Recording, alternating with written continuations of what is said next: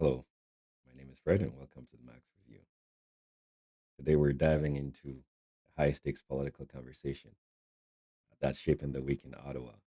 CBC's Rosemary Barton sits down with the conservative leader Pierre Poilievre to talk about what he wants to see in the federal budget uh, and what it will also take for him to support it. The interview also touches on the unraveling trade talks between Canada and the US and whether Poilievre feels secure heading into his upcoming leadership review. It's a candid look at where the opposition leader stands as Parliament braces for some tough economic and political decisions. Here's Rosemary Barton with Pierre Poilievre on CBC's The National.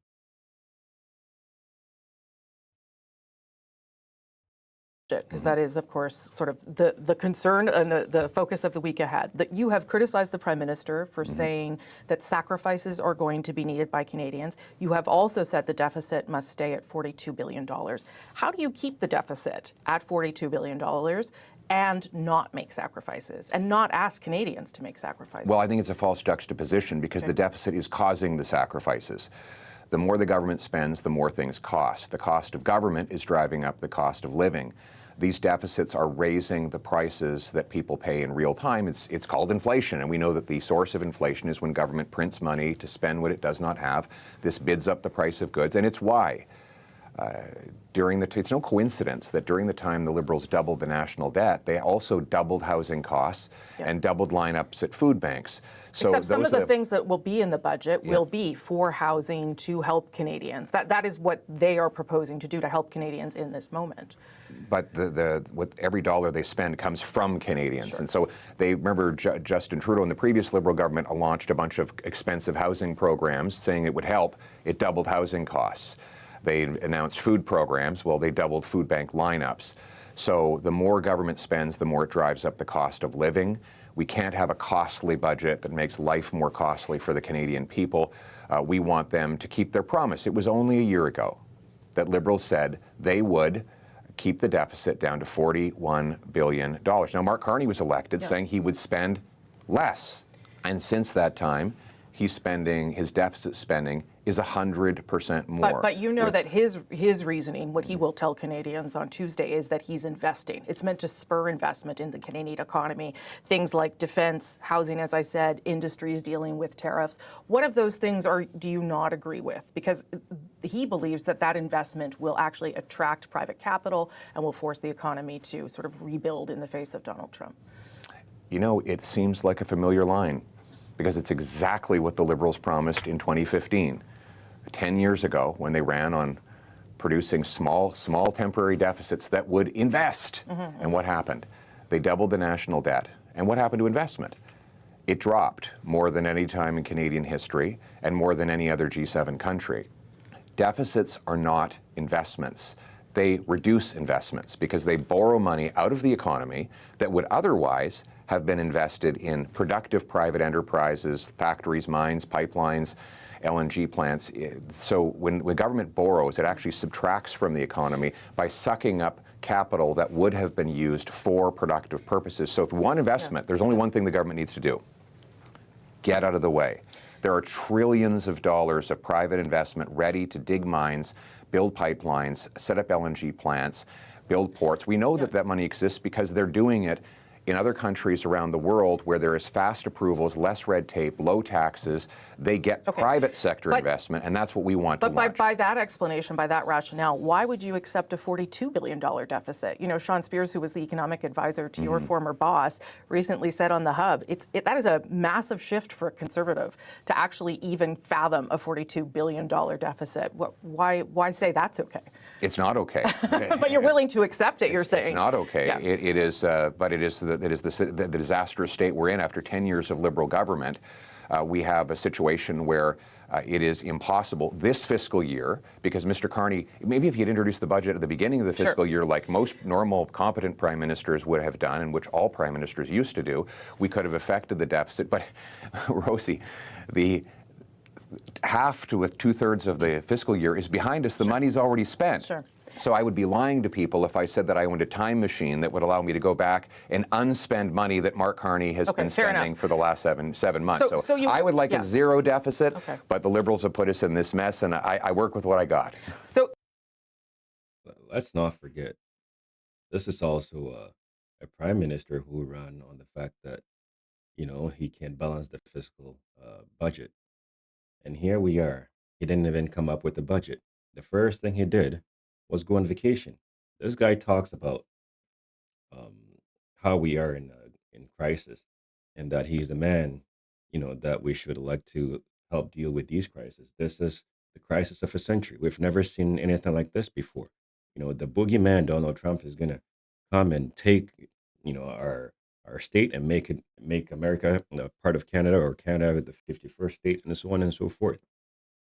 What did he do? The first thing he did is run away, go on vacation, enjoy his time with his family, and leave Canadians the same state we were before the election.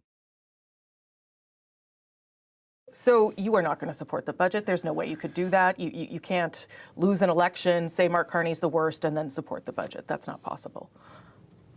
Right? Oh, well, I haven't seen the budget. I haven't seen the question. budget. I don't have telepathic powers to tell you what's in it. If it were to bring down the cost of living, an affordable budget for an affordable living is something that I support. None of these things are, you know what the deficit's going to be. On that premise alone, I don't imagine you can support the budget. But in addition to the deficit, I came up with some very collaborative ideas. And I asked, why isn't the government at least considering them? I've said, let's bring down the cost of food by getting rid of the industrial carbon tax on farmers and the people who feed us. Let's get rid of the food packaging tax that adds $1 billion to food prices. The fuel standard tax that's going to jack up gas prices 17 cents. Get rid of all that, and that would make food more affordable for the 2.2 million people lined up at food banks. And if the government were in a collaborative mode, recognizing they only have a minority, they would accept my ideas for an affordable budget for an affordable Canada. Are you prepared to have an election if that's where we end up? I'm prepared for an affordable budget. That's what I want the government to introduce. And I'm not going to speak about the plans thereafter because I haven't seen it. But we're not going to. We don't believe that the choice has to be as the Liberals presented, which is between a costly budget and a costly election. You can have an affordable budget, and I've given Mr. Carney a plan for that. All he has to do is accept it. President Trump said again that talks are not going to be restarted with Canada. Should Canada offer further concessions, or is at this stage no deal better than a bad deal? Well, why again are we choosing between two terrible options when we were promised, Mr. Carney promised a good deal by July 21st. He promised he could negotiate a win with President Trump. Those were his promises. Now, some might say, look, it's unrealistic to expect to get that from President Trump. So why did he promise it? Well, it was not his only, it wasn't just that it was a promise. It was the promise. Except you promised, when you were running to be Prime Minister, that tariffs would be paused across the board and that you would get a deal with Donald Trump with tariffs paused. I mean, that also doesn't seem very plausible given the way the president has behaved. Well, I have to be Prime Minister for you to find out. Well, right? But what we do know is that Mr. Carney is Prime Minister, has been for 7 months, and these are the results that he's got. Since he promised to get rid of American tariffs, they've doubled and tripled in the case of softwood lumber. He says he's going to open up other markets, so he meets with the Chinese.